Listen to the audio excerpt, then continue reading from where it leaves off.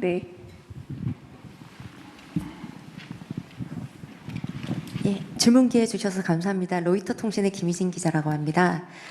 지금 북한과의 대화가 전혀 이루어지지 않고 있는데 이 평행선을 달리고 있는 와중에 이제 대통령님만의 어떤 전략이 있으신지, 그리고 그 중에서 그 한반도 비핵화에 대해서 미세한 조절이나 어떤 변화도 한 번쯤 고려를 해보실 수 있으신지 궁금합니다. 네. 감사합니다. 남북 관계는 참 어려운 상황이 됐습니다. 지금도 이제 무인기 침투 문제 때문에 좀 소란스럽습니다. 북한 입장에서는, 저 북한이라고 하면 참 싫어하더군요. 북측에서는 이 정권이 교체됐는데도 이 무인기가 또 날라왔더라. 이거 뭐냐?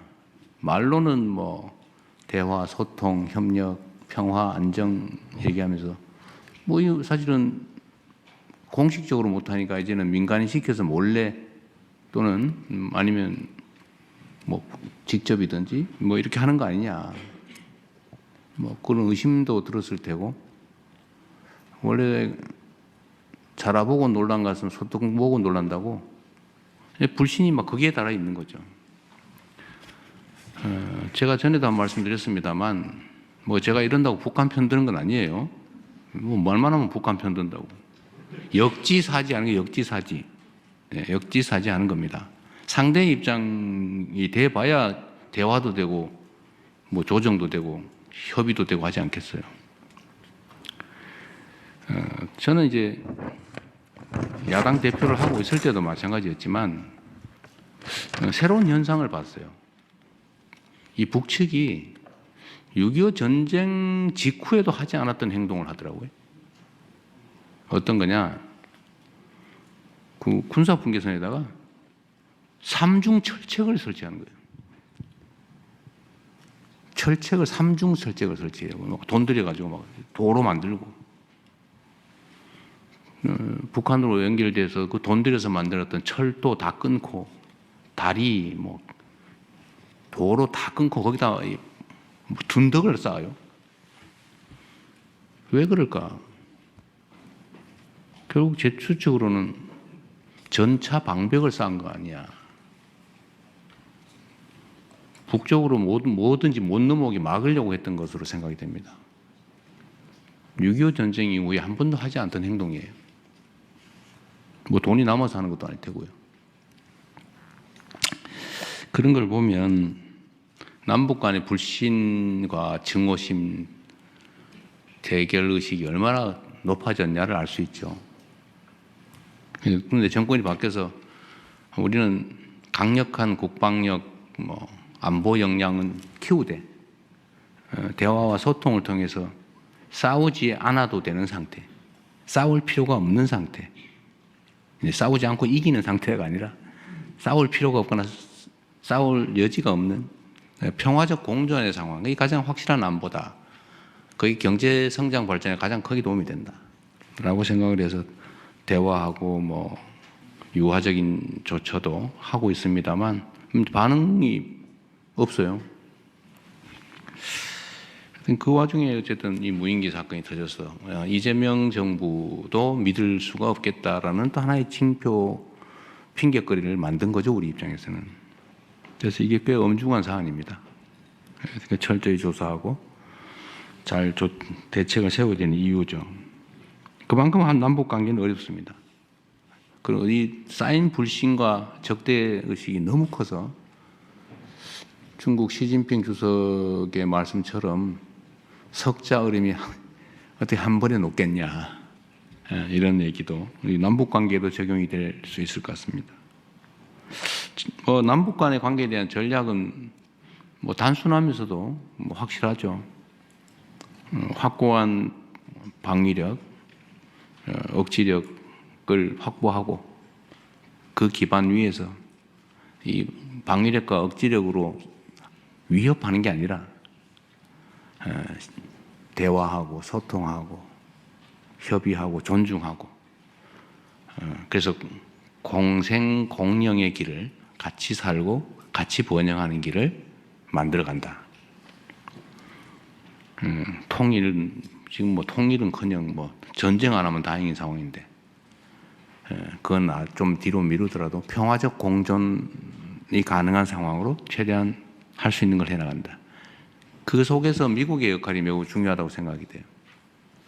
미국 트럼프 대통령이 약간 독특한 분이시긴 한데 그 점이 한반도 문제 해결에는 크게 도움이 될 수 있다고 생각됩니다. 북미 대화의 가능성도 여전히 열어놓고 계시고 또 트럼프 대통령 같은 스타일 그런 게 김정은 위원장하고 대화에 도움이 되는 것 같아요. 그래서 그 길을 좀 우리는 좀 잘 열어가자. 제가 페이스메이커 역할을 하겠다. 뭐 우리가 직접 하는 건 어려우니까 어려운 상황이니까 피스메이커의 평화 만들기가 성공을 하면 뭐 한반도에 도움이 되니까 우리는 그 여건을 최대한 조성해 나가겠다 이 말씀을 그때 드린 바가 있는데 뭐 그 점은 여전히 똑같습니다. 그리고 비핵화가 이 사실 본질에 가는 거죠. 네. 결국 북한이 핵무장을 하고 핵 보유국으로 공식 인정받기를 갈망하고 있죠. 그리고 아마 그거는 모든 전문가들이 예측하는 것처럼 알고 있는 것처럼 체제 유지 보존 욕구 때문이겠죠. 위험 불안하니까. 그리고 그 문제를 해결할 수 있는 핵심은 북미 관계라고 보고 있는 것 같아요. 실제로도 그런 것 같습니다.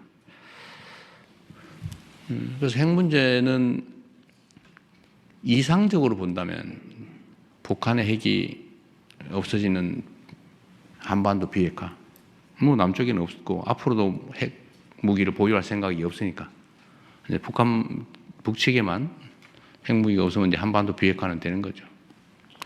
그 비핵화를 해야 되는데 가장 이상적이긴 하지만 북한이 핵을 포기하겠습니까? 그건 또 아주 엄연한 현실이죠. 엄연한 현실과 바람직한 이상. 이 두 가지는 쉽게 공존하기 어렵죠.